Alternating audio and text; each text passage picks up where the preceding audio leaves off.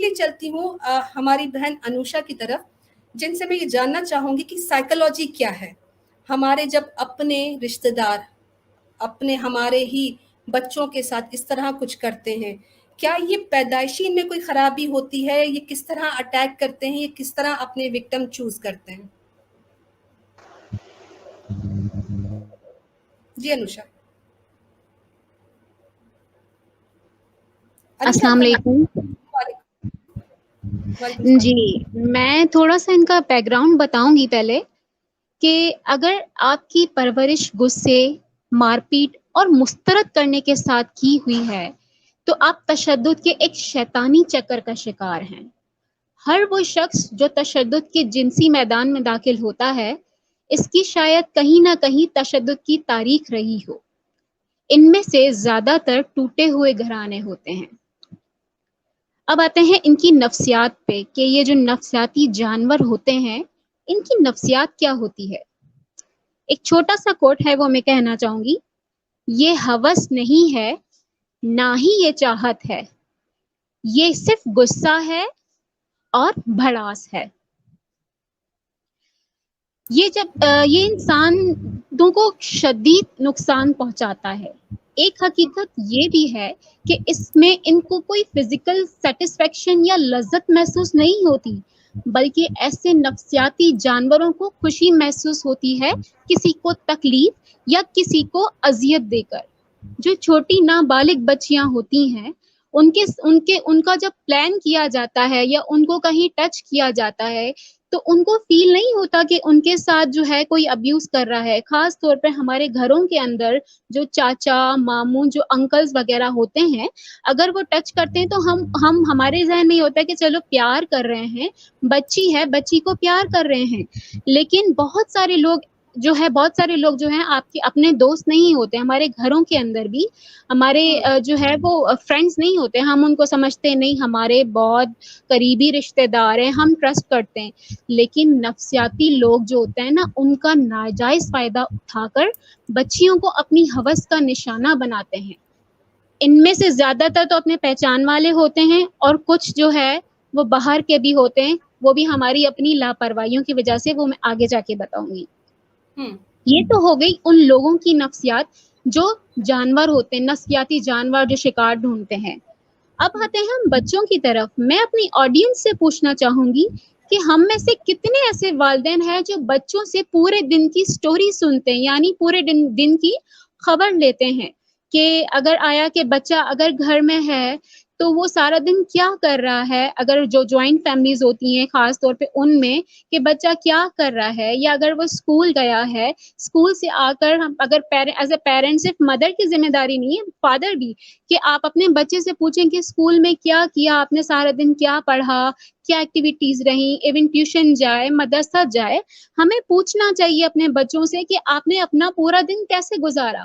خاص طور پہ جو ورکنگ وومنز ہوتی ہیں وہ ٹائم نہیں دیتی ہیں. وجہ یہ ہوتی ہے کہ اول تو ان کو ٹائم نہیں ہوتا کہ وہ اپنے بچے پہ اس طرح توجہ دیں. آگے کچھ عورتوں کی جو ذمہ داریاں ہوتی ہیں وہ گھر میں پوری ہو جاتی ہیں، اور کچھ اتنا تک جاتی ہیں کہ وہ اپنے بچوں کو دیکھنے تک کا ان کو ٹائم نہیں ہوتا کہ بچے آخر کر کیا رہے ہیں. تو ہمیں جو ہے اس چیز پر غور کرنے کی بہت ضرورت ہے. جیسا کہ علینا سسٹر نے بتایا کہ ہم ایڈمیشنز کے لیے چلے جاتے ہیں، کلاس روم، یہ ساری چیزیں علینا سسٹرز نے ہمیں بیان کی ہیں. لیکن کیا ہم واقعی ہم اس چیز پر غور کرتے ہیں کہ ہم بہت بڑا اسکول ہے، ہم اتنی زیادہ فیس دے رہے ہیں، لیکن کیا کبھی ہم نے جا کے دیکھا وہاں کا واش روم، دیکھا کلاسز فلی ڈیکوریٹڈ ہیں، واو بہت بڑا اسکول ہے، لیکن کیا ہم نے جا کے ان کے واش رومس دیکھے کہ کتنی دور ہے؟ کیا وہ واش رومس اس ایریا میں تو نہیں ہے جہاں ٹیچرز کا، اسٹاف کا آنا جانا ہی نہیں ہے؟ تو اس چیز کی ہمیں بہت بہت ضرورت ہے، اس چیز کی کہ ہم اس پہ غور کریں. اس کے بعد ہمارے بچوں کا بیہیویئر، خدا نہ خواستہ اگر کسی بچے کے ساتھ ایسا ابیوز ہوتا ہے یا اس کو کوئی تنگ کرتا ہے، لائک کہ جیسے کوئی ٹچ کر رہا ہے یا کوئی بھی، تو ہم اپنے بچوں میں بیہیویئر دیکھتے ہیں کہ وہ کیا ہے. اگر فور سپوز بچہ جو ہے وہ غصہ کر رہا ہے، فضول میں کھانا نہیں کھا رہا، تو ہمیں بچوں کو ٹٹولنے کی ضرورت ہے کہ بیٹا کیا ہوا ہے، ہم ماں کو، خاص طور پہ ماں کو، باپ کو بھی ہمیں اپنے بچوں کا دوست بننے کی ضرورت ہے، کیونکہ جب تک ہم اپنے بچوں کا دوست نہیں بنیں گے بچے ہمیں کچھ نہیں بتائیں گے. اچھا، یہ تو ہو گئی یہ ساری باتیں ان کی بچوں کی نفسیات اور اس طرح جو ہے جو جانور ہوتے ہیں نفسیاتی. تو آگے چلتے ہیں کہ ان کی ٹائپس ہوتی ہیں کہ وہ شکار ڈھونڈتے کیسے ہیں. ٹھیک ہے، کچھ تو جو ہوتے ہیں وہ روڈز پر ہوتے ہیں، لائک جو مزدور ہوتے ہیں، دکاندار ہو گئے، سویپر ہو گئے، ٹرک ڈرائیورز ہو گئے. ان کی کڑی نظر ہوتی ہے روڈز پر، جہاں پر ان کا روز آنا جانا ہوتا ہے، کہ بچہ یا بچی چھوٹے جو ہوتے ہیں آ رہے ہیں، جا رہے ہیں، کس کے ساتھ آ رہے ہیں. اکیلے آ رہے ہیں تو ان کا ٹائم نوٹ کیا جاتا ہے کہ بچی آ رہی ہے تو کتنے بجے آ رہی ہے، کتنے بجے جا رہی ہے. تو ایسے جو ہے نظر رکھتے ہیں کہ کون سی بچی کہاں جا رہی ہے اور کس کے ساتھ جا رہی ہے.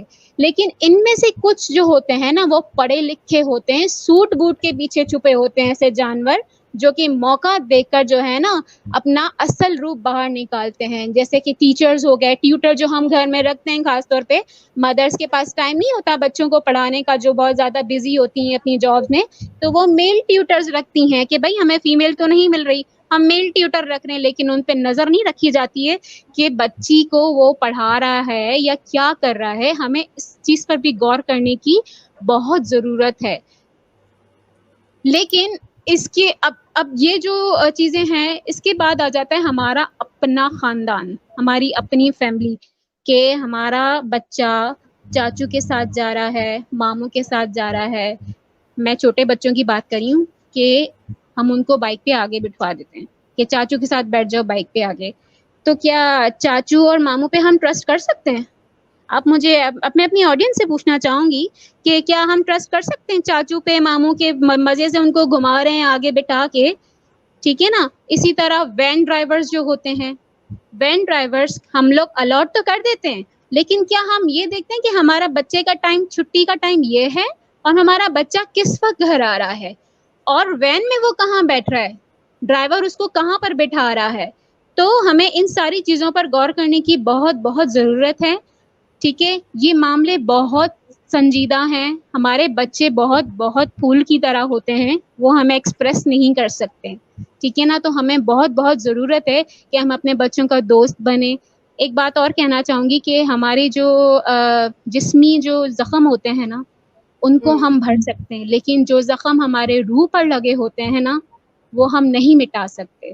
اور جس راہ سے ہمیں اذیت ملی ہو اس ساری زندگی یاد رہتی ہے. تو بس میں یہی کہنا چاہوں گی ہمارے جو پیرنٹس ہیں کہ پلیز اپنے بچوں کو بہت بہت خیال رکھیں. ہمارے بچے پھولوں کی طرح ہوتے ہیں، ایک بار مرجھا گئے تو ساری زندگی پھر وہ ایسے ہی رہیں گے. Thank you so much.